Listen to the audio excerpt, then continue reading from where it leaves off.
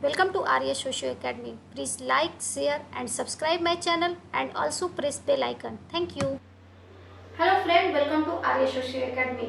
आज का जो टॉपिक मैंने चुना है वो है समूह। आज हम लोग जानेंगे कि समूह क्या होता है, समूह किसे कहते हैं।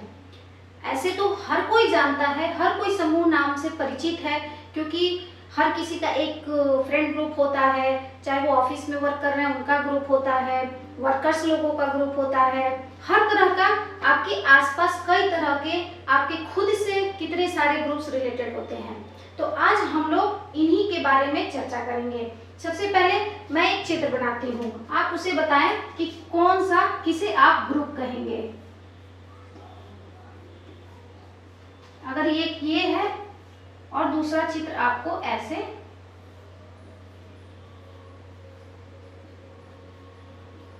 ये बन जाता है।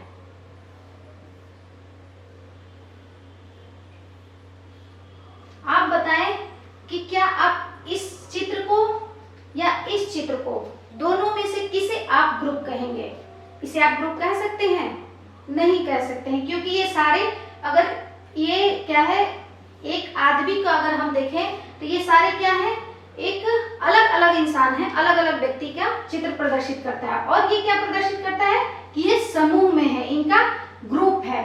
आपने ऐसा कैसे सोचा कि यह ग्रुप है? क्योंकि ये आपस में जुड़े हुए हैं। तो यहाँ हम लोगों ने क्या देख रहे हैं, हम यहाँ पे कि यहाँ बहुत सारे व्यक्ति हैं, ये दो या दो से अधिक यहाँ सबसे पहले तो व्यक्ति हो गए। ये आखिर लोग कैसे जुड़ते हैं? या तो उनके व्यवहार समान होते हैं, उनकी रुचियां समान होती हैं, या उनके हित समान होते हैं, या उनके उद्देश्य समान होते हैं। तो क्या होता है कि अगर जैसे आप अपने जैसे लोगों से ही समूह बनता है तो क्या हो जाता है, समान उद्देश्य या समान हित हो सकता है, या समान रुचियां हो सकती हैं, जिनके आधार पे लोग एक दूसरे से संपर्क स्थापित करते हैं। क्या होता है, एक दूसरे से जब लोग मिलते हैं, आप खुद इमेजिन करिए कि आपने स्कूल में किसी को फ्रेंड बनाया तो कैसे बनाया। वो आप दोनों लोग एक दूसरे से मिले, क्योंकि दोनों लोग एक जगह पढ़ते हैं, दोनों का उद्देश्य समान था, फिर दोनों संपर्क में आए, फिर क्या हुआ, दोनों के साथ अंतःक्रिया होती है, अंतःक्रिया होती है और कुछ बातें होंगी, कुछ विचार भावनाएं, उनका लेन देन होगा, और इस तरह से क्या होगा, उनके बीच संबंध स्थापित होगा। तो यहाँ क्या हो गया, व्यक्तियों के बीच समान रुचियां होंगी, समान उद्देश्य होंगे। ये लोग क्यों जुड़े हैं आपस में? क्योंकि इनके समान हित हैं, समान उद्देश्य हो सकते हैं, समान रुचियां हो सकती हैं। और जब ये क्या हो, संपर्क स्थापित करेंगे, तब उनके बीच अंतःक्रिया होगी, और अंतःक्रिया से क्या होगा, संबंध स्थापित होगा। और संबंध स्थापित होने से क्या होगा, ये एक दूसरे को प्रभावित करेंगे, खुद प्रभावित होंगे या प्रभावित करेंगे, दोनों काम करेंगे। एक दूसरे को लोग प्रभावित होंगे और प्रभावित करेंगे। उसके बाद से क्या होगा, जब एक दूसरे को संपर्क में आएंगे, उनसे संबंध हो जाएगा, तो क्या होगा, वहां आदान प्रदान होगा, विचारों का, भावनाओं का आदान प्रदान होगा, लोग एक दूसरे का सहयोग करेंगे, और वहां क्या हो जाएगी, हम की भावना आ जाती है। तो आप लोगों ने यहाँ देखा कि किसी भी समूह का निर्माण कैसे होता है, समूह कैसे कह सकते हैं कि ये समूह है, उसमें कौन कौन से गुण होने चाहिए। ये एक चार्ट हो गया जिसे आप बहुत आसानी से समझ सकते हैं। क्या हो गया, यहाँ लोगों का दो या दो से अधिक लोगों का होने की अनिवार्यता है। यहाँ दूसरा क्या है कि यहाँ समान उद्देश्य होते हैं, समान हित होते हैं, तभी लोग जुड़ते हैं, और फिर तब उनमें संपर्क स्थापित होता है। और जब संपर्क स्थापित होता है तो लोगों के बीच में अंतःक्रियाएं होंगी, और अंतःक्रिया होंगी तो किसी न किसी प्रकार का जरूर संबंध बनेगा। और इसी संबंध के आधार पे जब लोग संपर्क में आएंगे, मिलेंगे, जुलेंगे, तो उनके विचार का, उनके भावनाओं का एक दूसरे पे प्रभाव पड़ेगा, और उनके बीच आदान प्रदान की क्रिया चलती रहेगी, और जो आगे चलकर हम की भावना में परिवर्तित हो जाती है। मतलब कि समूह में हम की भावना आ जाती है, तब वो क्या हो जाता है, तब ये समूह का निर्माण हो जाता है। इस तरह से हम लोगों ने यहाँ देखा कि समूह किस तरह से बनता है। एक और चीज, अब ये तो आपने देखा कि समूह यहाँ बनता है। ये सारी चीजें अगर इसमें देखें, इस चित्र के हिसाब से, तो यहाँ क्या दोनों लोग पास में हैं? दोनों लोग में कोई समान उद्देश्य नहीं है, सारे अलग अलग हैं, ये नहीं हो गया। फिर यहाँ क्या है, संपर्क, दोनों किसी के बीच यहाँ कोई सी तरह का संपर्क नहीं है। जब संपर्क नहीं है तो अंतःक्रिया नहीं होगी, अंतःक्रिया नहीं होगी तो यहाँ किसी प्रकार का संबंध भी प्रदर्शित नहीं हो रहा है, और जब संबंधी नहीं रहेगा तो प्रभावित भी नहीं करेंगे, उनके बीच किसी तरह की लेन देन नहीं होगी, किसी प्रकार का आदान प्रदान नहीं होगा, और भी फीलिंग नहीं आएगी, हम की भावना नहीं आएगी। तो ये क्या हो गया, यहाँ संपर्क समूह, इस तरह से समूह नहीं कहा जा सकता है। और समूह का एक अच्छा पिक्चर इस तरह से हम लोग समझ सकते हैं कि समूह कैसे होता है। एक पिक्चर से ही आप सब कुछ इसका विश्लेषण कर सकते हैं। और यहाँ हम लोगों ने देखा जो ये चीजें हैं ये क्या है, इससे आप परिभाषा भी बना सकते हैं, इससे आप इसकी विशेषता भी बता सकते हैं कि समूह की विशेषताएं क्या होती हैं, समूह के गुण गुण क्या क्या होते हैं, समूह कैसे बनता है। ये सारी बातें आपको एक साथ यहाँ देखने को मिल जाती हैं। तो आई थिंक ये आप लोगों को क्लियर हो गया। चलिए और कुछ और बातें देखें समूह के बारे में।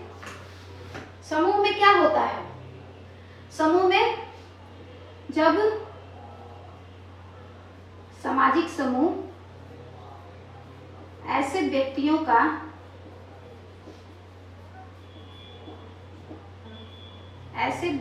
का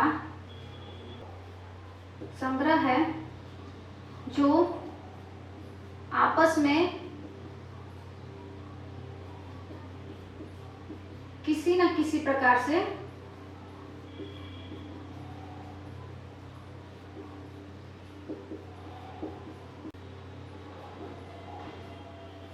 संबंधित है।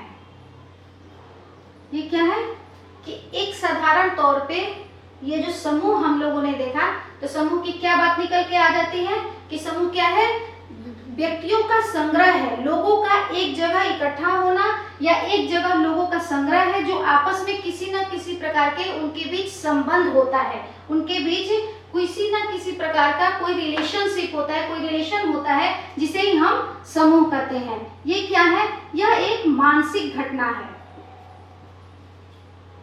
मानसिक घटना है। इसको मानसिक घटना क्यों कहते हैं, क्योंकि यहाँ क्या है, उद्देश्यों की बात होती है, हित की बात होती है, रुचि की बात होती है, यहाँ संबंधों की बात हो रही है, यहाँ क्या है, प्रभावित करने की बात हो रही है। तो इस तरह से ये क्या है, यह एक मानसिक घटना है।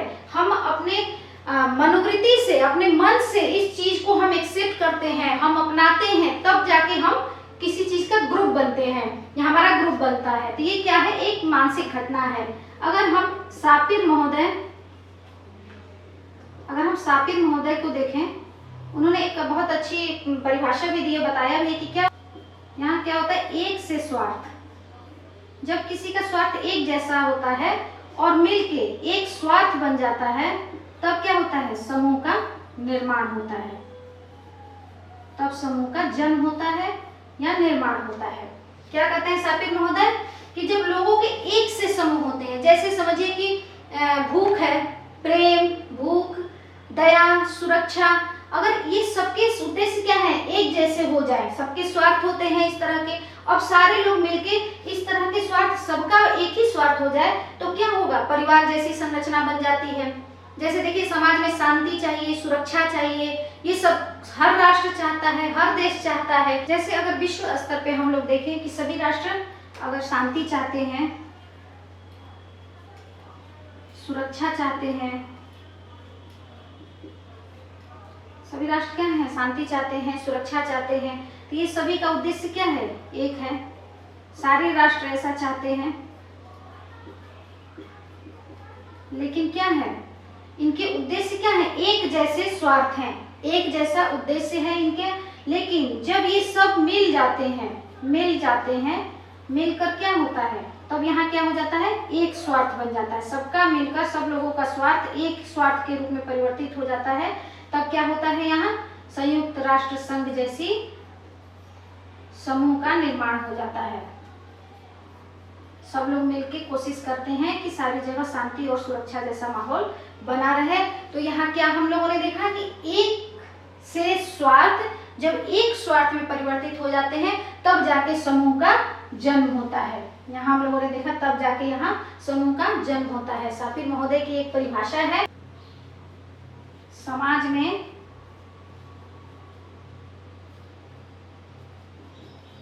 व्यक्तियों के एक से स्वार्थ जब एक स्वार्थ में परिवर्तित हो जाते हैं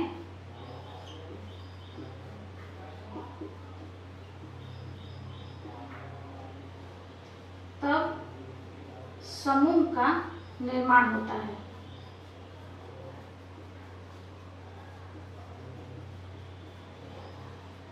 ये क्या है, ये सापिर महोदय की परिभाषा है कि जब क्या होता है, समूह का निर्माण कैसे होता है, जब एक से स्वार्थ एक स्वार्थ में परिवर्तित हो जाते हैं। यहाँ क्या है, सभी राष्ट्र मिलके आपको संयुक्त राष्ट्र संघ बना लेते हैं, एक अपना ग्रुप बना लेते हैं,